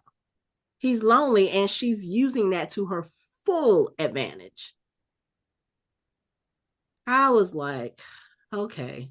I mean, we don't know how long because she probably. I feel like when Ishmael summoned her, I mean they didn't they didn't put a timestamp on that, but that had to have been before he knew No, who ran. no, because remember Ishmael was locked up in that prison, so this had to be Right. after Rand let him out. So Okay. yeah, only about again 5-6 months have passed. So he probably has known Selene maybe a little bit less than that because I think the first episode where we see her and they're talking, I think she said something about 2 months. I guess 2 months they had been messing around. Yeah. So yeah. So Celine probably knows who he is and what's going on with him. Oh, she literally says as much at the end of the episode. Yeah. So So after he fights the fade and with the one power and she's acting so scared, well, why didn't you tell me, and blah blah blah blah blah, and he's getting ready to leave because he was like, one thing I know for sure, the men who can channel, they go mad and they hurt the people that they love, so I'm gonna go far away from here. She was like, are you saying that you love me? I said, oh, here we go, this is the start of the bullshit. So of course he doesn't really say like I love you, but he says that line about you're the first person who's seen me as a man, and you can kind of get that he does love her. Maybe not in love with her, but he does care about her. He cares about her enough to not want to see her hurt. So they go into this little cabin. Of course, she starts trying to seduce him. She ties his arms to the bed. I was like, this is not going the way the Rand thinks this is about to go. She climbs on top of him. And what did she say to him? She said, I have a secret too, Rand. I'm a monster too. He was like, what do you mean? And she starts shimmering, like literally starts vibrating to the point where she looks like she's shimmering. And you can see his whole face change. Like, what the fuck is going on? What are you doing? What's going see, on? no, What? yeah, What? that reminded me of that scene in "I'm Gonna Get You, Sucker," where he says that I'm not really a war hero, and Amory Johnson says, "Well, I have a secret too," and she starts taking her wig off and takes her arm off and takes her eye. Yeah. Yo, that's too yeah, like that's too much information. Like, yo, I don't need to know all this. Yeah. Like, damn. So she starts doing that. And I'm like, oh, this is about to not be good for Rand. And Rand is looking, he's about to panic, and then all of a sudden you see a fucking sword go through Selene's chest, and I was like, who? Here comes Moraine. I was like, oh, okay, so she did sit down and have tea with her sister. Mm-hmm. They didn't have a choice. Sister wasn't Didn't saying have a shit. choice. So she stabs Selene through the chest, and then she pulls her head back and she slashes her throat. And Rand is sitting here trying to figure out what the fuck is going on. Did Moraine Sedai really just kill somebody? And so when she cuts him loose, of course he's mad because this is the woman that he has literally just proclaimed love for, on the ground, bleeding out, dead. And so he uses the one power to kind of subdue Moraine, and he's really about to like hurt her. I feel he was like, "You killed her," um, and she was like, it's not what it seems. She was like, she's not dead, but we have to get out of here now. He was like, you literally just slit her throat. She's like, that wouldn't even that's not even gonna leave a scratch. But this is what I need you to understand. That is not Selene. That is Lanfear. She is Ishmael's basically his right hand. She's his most powerful lieutenant. And he let her out. We need to go. And Rand is looking at her. And I guess, I don't know, maybe something in the way her face was, because Moraine looked scared as fuck. She was scared. And Yeah. he was looking like, If she's scared, it's okay, time to wrap it yeah. up. So she's like, we need to run now. He picks up the sword. He looks down at Selene, leaves. And then, of course, we're looking at Selene's dead face. And then all of a sudden, her eyes close. I was like, yeah, I knew we couldn't trust this bitch. Knew it. But I've Funny been, because like I said in last episode, 2 episodes ago, Rand, I understand you're lonely. I understand you're missing your folks. I'm gonna need you to keep it in your pants and stop worrying about trying to get your rocks off while people are looking for you, trying to do whatever. he's Like, the epitome of young, dumb, and full of cum. It's like, bruh, just just easy for a second. Wow. Just wow. I'm just saying I haven't heard that said in a while. I just had to bring it back up. But see, this is Just why wow. every time I see Rand, I get a headache because I know he about to be on some bullshit and something's gonna happen to him that might not be his fault, but it's gonna happen to him. And I'm gonna be like, God, He is a naive farm boy from the 20 years woods, old, has barely lived life. and this beautiful grown woman came on to him and Mm-hmm. took him in. I'm He not saying needed that I wouldn't do the same thing and that I probably would be dead I was and about to say, because I was gonna say, don't lie, don't I'm lie. not gonna. it. I will not lie. Devil is a I'm not lie. even gonna front. I'd probably be the same way if I was out and about, like roaming the world, and this woman came on to me and said, "Hey, I'm a bartender. I'll get you drunk, fuck you, and give you a bed." Cool. Right. You ain't Especially got to he pay me but one thing. and here's the thing. He's Right. he's in a vulnerable state of mind. Here it is. You literally leave the girl you love and all of your friends thinking you're about to go to the eye of the world and have this last battle with the dark one and die. Then you get to this last battle, realize it's not the last battle at all, and you are not, you know, you're not going to die. You're actually setting the dark one free to roam the earth. Then you have to leave so that everybody thinks you're dead so that you don't put them in danger. And then you're in this town all by yourself. You're lonely, you're confused, you're scared. He was vulnerable and she preyed on that. So again, stop being so harsh on Rand because he really doesn't have, I don't even want to say the skill set to deal with all of that, but this is a guy who just a few months ago was just a happy-go-lucky teenager living his best life, trying to Mm-hmm. honor his friends at Beltane, and then Trollocs come attack you, and your life is literally trauma, trauma, trauma, chaos, chaos, chaos from that point on. Cut him a little slack. That's just all I'm saying.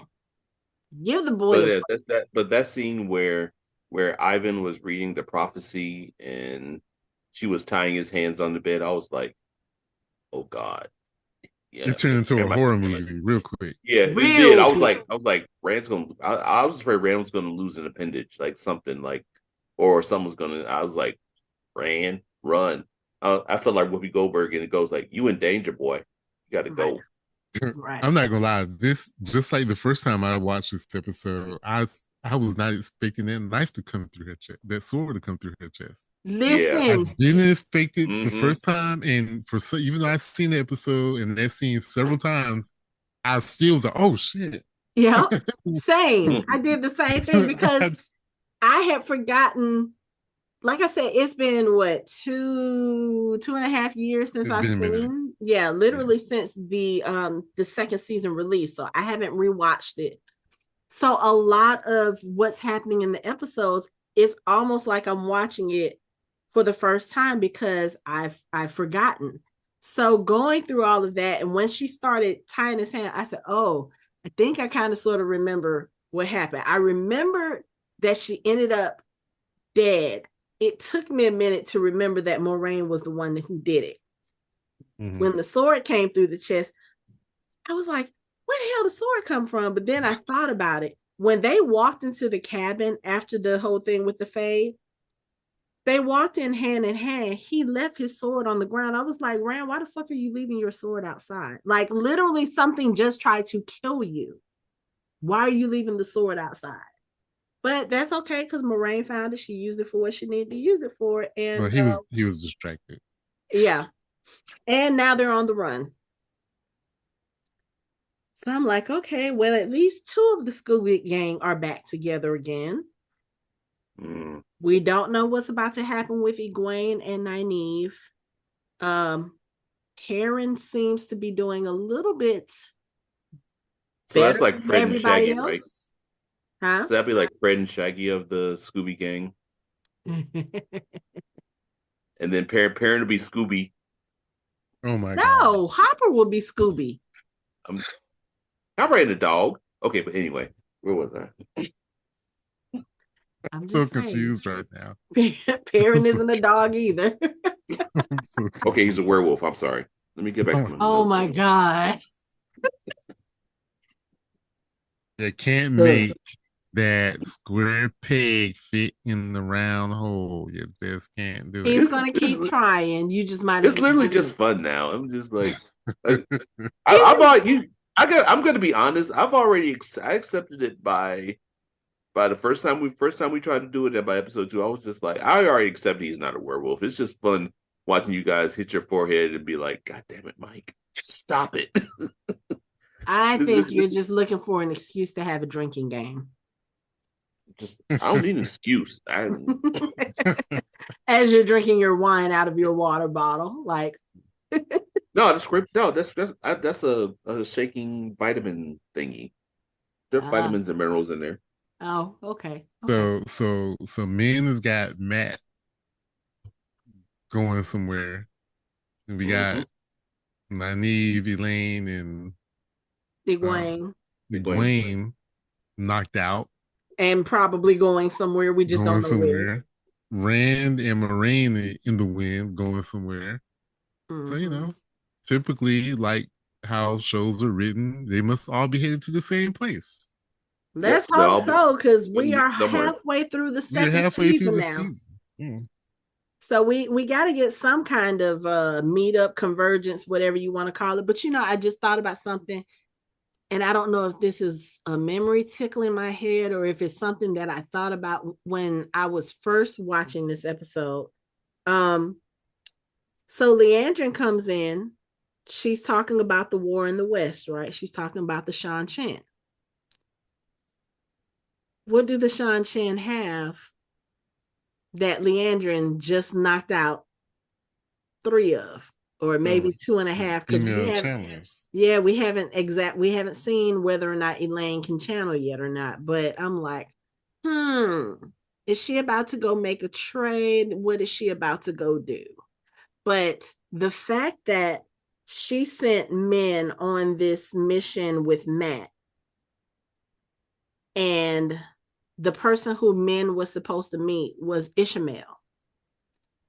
And the fact that Ishmael is right now seated at the right hand or the left hand of the Shan Chan leader, now I'm wondering, okay, is Leandrin a part of this mess? That because there's too many dots that are connecting. That's too much 6 degrees of separation, Mm-hmm. Connecting. Mm-hmm. Yeah. Because Lady Surah, obviously Ishmael is manipulating everything. Mm-hmm. Obviously, he's got Lanfear with Rand, men with Matt. He's already spoken to Perrin, so he Mm-hmm. knows what he already got his fingers on Perrin. Mm-hmm. And And Egwene and Nynaeve are the only Egwene, two, yeah. So and again, Leandrin ties into Min and Matt. She ties into Nynaeve and Egwene. so it sounds like you're And saying she working for Ishmael. I kind of figure she might be I because mean, all like with everything that's going on here in the Oh city. yeah, because the deal that Min had was with Leandrin. And he's based like, who do you think was gonna do it? Right? Yeah. So she has to be. Yeah. Yeah. Because with all the stuff that's happening in Tarvalon right now and in on that side of the country, why are you, your one little Aes Sedai, why are you worried about what's happening all the way across on the other side of the world? You know what's fun about this? Knowing everything that's going to happen, like even in the books and Mm. in this show, is it's still kind of hard to talk about the show. And I don't Well, know, according and to you, not they don't necessarily follow it. So they don't, but they're keeping a lot of this well, I don't even want to say spirit. They're keeping some of the threads the same. Okay. okay, A lot of the threads are still the same. The Yeah. characterizations are a little weird, except Landrin. The bitch is evil. This is evil, and nobody likes her. But A you bitch know, is a bitch is a yeah, the bitch. characterizations are off, and now that I got the fact that they're just trying to give them depth and not have them just be one note characters, Mm-hmm. it kind of makes sense. Okay. But they're all still serving the same purpose and doing the same stuff, Mm. you know. And it's hard. Like is obvious. Like Leandra is working for Ishamael, and men kind of that whole men thing makes it obvious. But it's Yeah. hard as a book reader to not be yelling out loud the problem with Leandra. You know, it's really hard. It's really hard. yeah. Yeah. I can understand, and I'm saying this as a non-book reader. Like, there's certain things, like at first, when we're introduced to her character, she just seems to be ambitious and single focused. Like, okay, I just want to Mm-hmm. get rid of the men who channel. That's all I care about. But now we're starting to see, like you said, a little more depth to her character, because if she is, whether it's just working with Ishmael to do whatever it is she's trying to do, or if she's a dark friend, I have questions about that, because then you got to figure out, how the hell is an Aes Sedai, someone who literally had to take oaths to become an Aes Sedai, how do you become a dark friend? I'm sure we'll probably explore that in some of the later episodes, especially once we confirm what is going on with Leandrin, because it could be that she's not a dark friend. She could be she could be trying to manipulate Ishmael. I mean, we don't She know. can have a I deal don't, to save. She can also have a deal to save her son. to save her son. So we don't know what her motivation is yet. Yeah. I'm sure we'll find out pretty soon. And I'm sure if it's in keeping with her character, she's probably still gonna be a bitch. She's probably being a deceitful bitch. And we're just, yeah. But halfway through the season already. So yeah. And I will say this, even though yes, we got more information about what's going on with the individual characters, again, kind of like you, Anthony, we need to start picking this up. We need to start picking this up, because again, I think for this story, most of the interesting things happen when they're all together. That's when shit really starts popping off. So I need Moraine and Lan to figure out their thing, if that's a thing to figure out.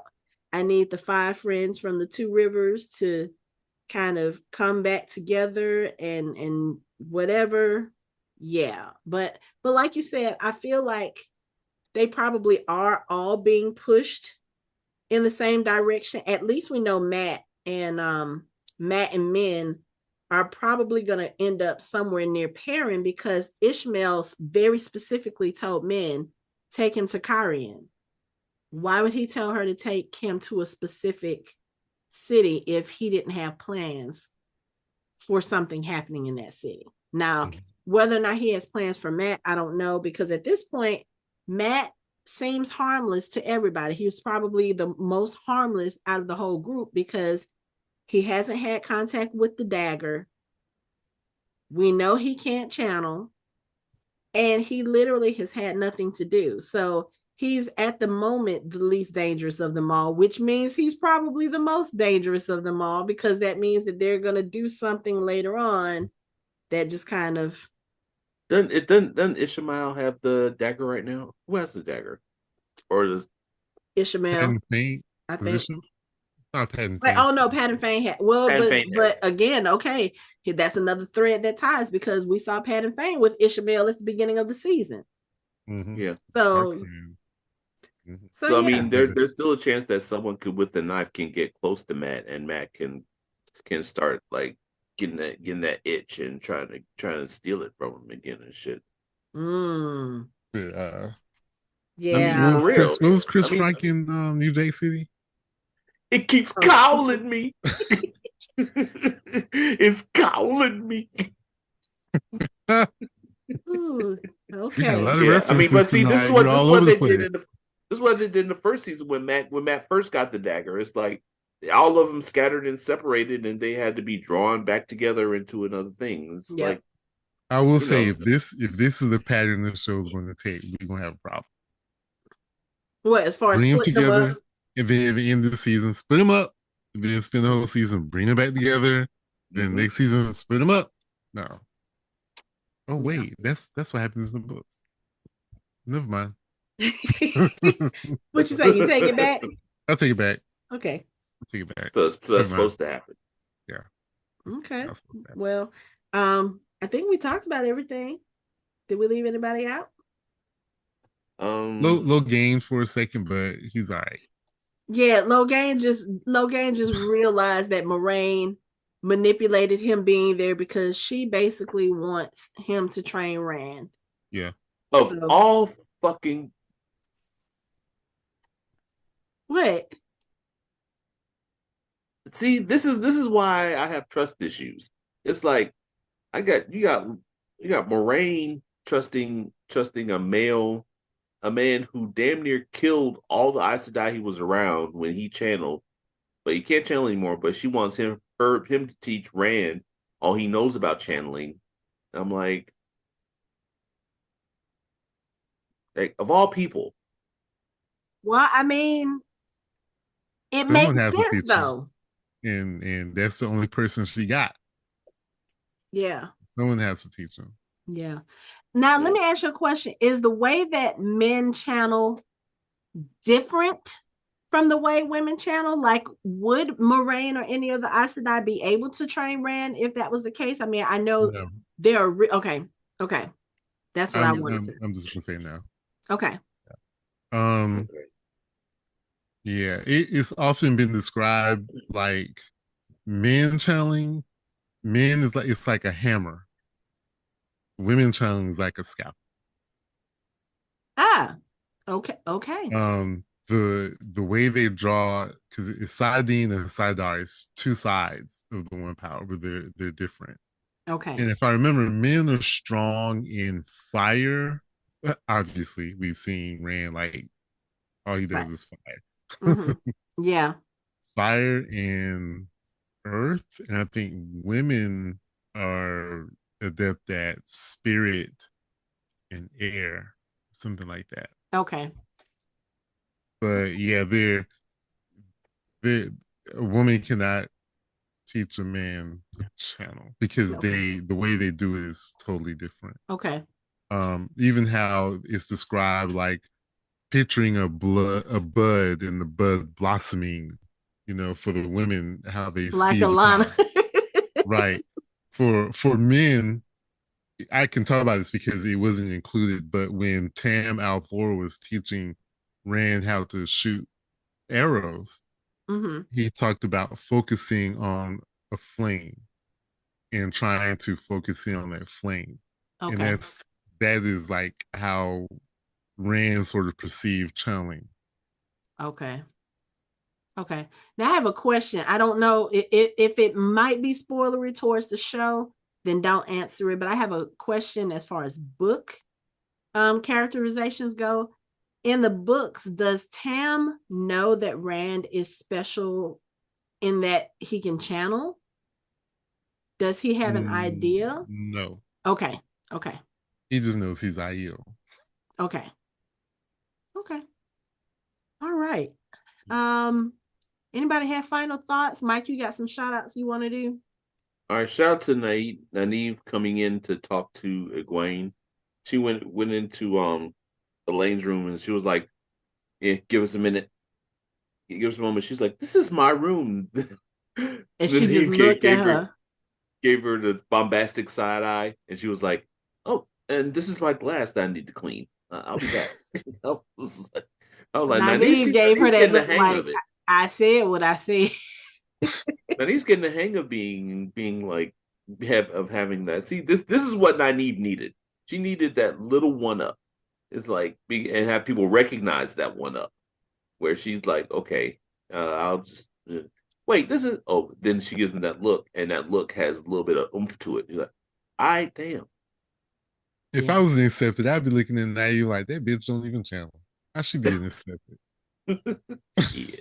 No, because if you think about it, the word has gotten out that she channeled inside the arches because the warder in training said something to her Yes. about it. So Yeah, yeah, we supposed to take her word for it. We supposed to take her word for it. The she bitch can't even came channel. I she ain't came seen out the her channel. arches when they She thought come she was dead. she come to these classes and they ask her to do the simplest things and she can't even do it. Oh, I'm starting not to believe anything they say about her. But then here's the other thing. I think we talked about this in the last episode. If you remember, out of her second trial, she actually walked out with objects when, technically speaking, according to what they know about the archers, she shouldn't have been able to do that. Mm-hmm. So yeah, Yeah. I think people are looking at No, her she like, didn't. She didn't walk out of the arches with anything. That was part of the vision. I still she have to was go. I she was still still have to go back inside. and I still have to go back and look and see if I feel like that's what happened. That is what happened. She was still inside because they were sitting there out there waiting. I guess she ain't coming back. So Mm, no, no. okay. I don't know. Again, if I wasn't accepted, I'll be questioning the sisters about this woman who y'all keep claiming is the most powerful channeler we've seen in 1,000 years, Mm-hmm. and she can't even channel. Well, here's the thing. They know that she can channel when it's needed the most, and they know how, like, you literally brought people back from the brink of death. So they say I don't care only how, because they can't lie. That's the only reason why. Because ain't but a and you're handful of right. eyes that I've seen them do it. And Ain't you're but a right. handful. The only And I person think who that's seen her one was of the Moraine, and reasons. she ain't even in the tower. That's okay. I I think don't that's believe one of it. the reasons why the other accepted need to mind their fucking business. Mind the business that pays you, and it ain't Mm-hmm. Nynaeve's. You sure these bitches can't lie because they ain't seen that chick channel not one time. She can't heal nothing. She can't make the water clean. She can't Exactly. do nothing. She over here drinking dirty water. I saw her. I saw her drink dirty I water because saw she she would couldn't do it. rather drink dirty water than channel. She But didn't she even want to channeled try. in She didn't even she try. she channeled in Faldala Baldara? Faldara. There you go. Mm-hmm. So The only people who saw that was her friend and the woman who did. That's it. Okay. She Mm-hmm. channel. I ain't seen her. I ain't Mm-hmm. seen her She can't move channel. not damn feather. that's okay. Like I said, they need to mind the business that pays them. She What's the can't other even show? channel. Witcher? This like the Witcher. You got these chicks. They think they got all this magic and they can't do nothing. Man, she can't even channel through to She play was video games. traumatized. You leave Jennifer alone. She was traumatized. Look, I would go. Look, I would go. I would go 10 toes down for Jennifer. You better get off her. I think our references have come to an But you know end. what? We used to do that a lot. We haven't done it in Yeah. a while. So yeah, Yeah. I'm happy. I'm happy. Oh, I'm sorry. I cut off Mike's shout outs. Um, is it just me or is like now that we know that now that I know Moraine's background, does is Evelyn kind of reminding anyone else of Moraine? Like, is it possible that she could be? I mean, Elaine, not Evelyn, Elaine. Oh, okay. Like Um, I don't know. Maybe it's just me. It's just I see kind of a. like coming from moderate, reasonable wealth, or knowing like a better life Mm-hmm. than most other people. Yeah, Like I'm not saying, you know, yeah, I can kind of see her having similar traits to Moraine, but again, we don't really know much about her character except right? that she is the daughter heir of the country and she seems to have taken, and I don't even want to know if I want to say an unusual interest in Egwene, but it's like, has she even talked to any of the other novices there? Because all we ever see her with is Egwene. So I don't know. Unless I'm they don't want to talk to her because they know that she's the daughter heir, and they're like, oh, I don't want to be around that. And she, I that mean, could be. especially her first date, she made them all bring all those boxes. uh-huh. Yeah, I mean, she thought that Gwen was one of her servants. She's like, okay, just put the pillow over there, thank you. Yeah, And Gwen was like, psh. I wish right. that would have been. I wish that would have been Nynaeve. Nynaeve would have hit her with the pillow. It would have been a pillow fight. But like, what? Yeah. But okay. All right. Any final thoughts? Final thoughts? No, I ain't got nothing. I'm just gonna keep talking to me because I still believe my dog parents are werewolf, but just go on and end it. You know It's what? fine. And on that note, that is it for our show. You can find us online at www.fandomhybrid.com. We are on social media, on all the social media at Fandom Hybrid. You can chat with us on our Discord channel. You can watch our videos on our YouTube channel, and you can listen to us on all major podcast streaming platforms. Thanks for listening. We hope you join the conversation next time.